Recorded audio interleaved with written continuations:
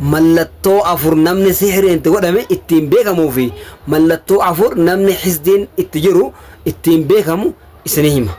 Hayyee sheer koppileen gochuudhaan ripoos gochuudhaan kan daganne asumaan yeroo sadii koppileen godhaati nam sadii sheer godhaa dhageeffadhaanii jedha.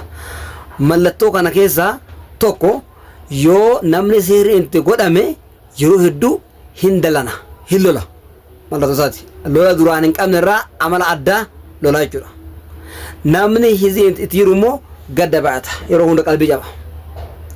Namni falfalli sihiriin itti godhame ibaadaa rabbii kana hin taqabbalu. Namni sihiriin itti godhame ibaadaa rabbii hin taqabbalu. Namni hisdiin itti jiru immoo ibaadaa rabbii kun itti ulfaatti.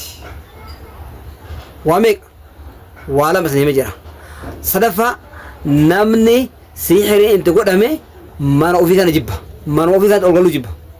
Namni hisdiin itti jiru immoo manuma kana gadi bahuu jibba.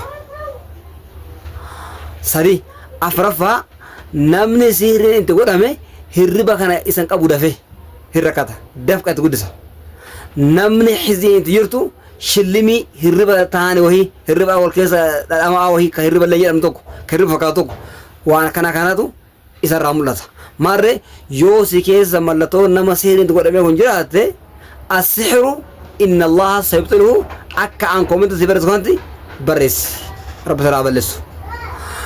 Yoo mallattoon hisdii keessatti jiraate immoo ومن شر حاسد إذا حسد يدي أكان سبرت كانت كومنتي هاتي بريس سابولا يو كان هند الأرجيمو والله خير حافظا جدي بريس هيك نسا السحر إن الله سبحانه سحر ربي نبلس إن شاء الله شورا ومن شر حاسد شر أما اللي حاسدي وان يسرى مكان فرق شورا والله خير حافظا ربي تكاكية كالرا جشورا كان بريس كومنتي أكان سبرت كانت السلام عليكم ورحمة الله وبركاته.